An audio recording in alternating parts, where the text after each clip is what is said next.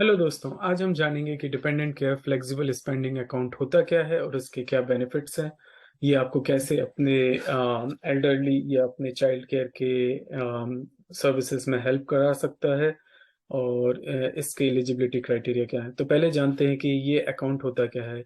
DCFSA एक pre tax benefit account होता है जो आपके एलिजिबल डिपेंडेंट केयर के हेल्प के लिए बनाया गया है। इसमें आप मनी फंड कर सकते हैं और जो भी मनी आप इसमें फंड करते हैं अप टू सर्टेन अमाउंट, वो फेडरल, स्टेट सोशल सिक्योरिटी और मेडिकेयर टैक्सेस नहीं लगाया जाता है।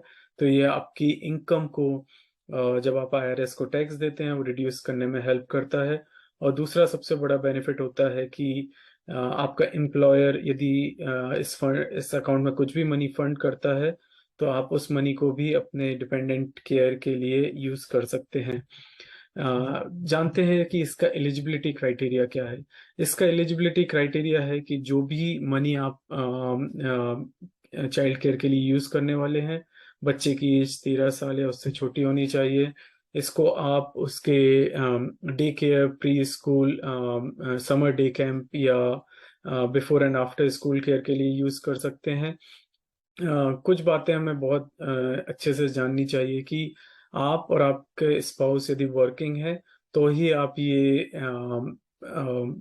चाइल्ड केयर के लिए एक्सपेंस आप रिइम्बर्स करा सकते हैं। यदि आपके स्पाउस वर्किंग नहीं है एंड यदि उनकी हेल्थ सही है तो IRS कहता है कि आप मनी रिइम्बर्स नहीं करा सकते चाइल्ड केयर के लिए।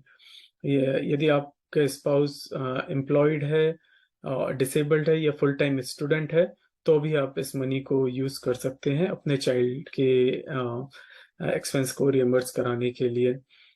सिमिलरली यदि आपका बच्चा किंडरगार्टन में है या उसके ऊपर की एजुकेशन में है तो आप इस मनी को यूज नहीं कर सकते हैं क्योंकि IRS कहता है कि वो एजुकेशनल एक्सपेंसेस हैं ना कि चाइल्ड केयर एक्सपेंसेस।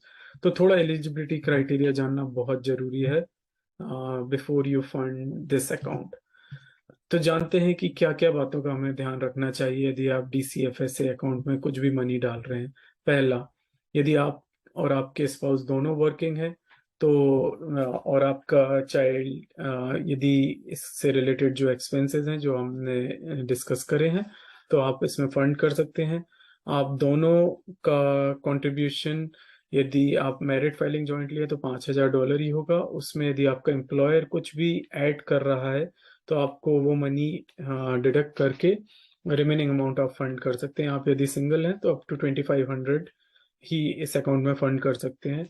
सबसे इम्पोर्टेंट, यदि आपने जो भी मनी इसमें फंड करी है उसे आप यदि साल के अंत तक के यूज नहीं कर सकते हैं तो वो वेस्ट हो जाएगी। आप अपने एम्प्लॉयर से चेक कर लिए कि यदि वो थोड़ा एक्सटेंशन देते हैं कि नहीं, but most of the time it is use it और लूज इट। यदि आपने यूज नहीं करी तो वो मनी आपके अकाउंट में नए साल में नहीं दिखेगी। इस एलिजिबिलिटी क्राइटेरिया बहुत रिस्ट्रिक्टेड है तो आप अपनी रिसर्च कर लीजिए, आप अपने एम्प्लॉयर के डॉक्यूमेंट्स पढ़ लीजिए कि आपका बच्चा या आपके एल्डरली उसमें क्राइटेरिया में आते हैं कि नहीं आते हैं। और दूसरा, यदि आप साल के मिड में इसे चेंज करना चाहते हैं, सपोज करिए कि आप कंट्रीब्यूशन बढ़ाना चाहते हैं या कम करना चाहते हैं, तो आपको एम्प्लॉयर से फॉलो अप करना पड़ेगा कि ये ऑप्शन है कि नहीं है। और एक और बात, आप इस अकाउंट में जो भी मनी डाल रहे हैं उसके साथ साथ आप अपने हेल्थ केयर के जो भी FSA अकाउंट है उसको भी फंड कर सकते हैं। ये अकाउंट से आपके डिपेंडेंट केयर के लिए जो चाइल्ड या एल्डरली हैं उनके लिए बनाया गया था।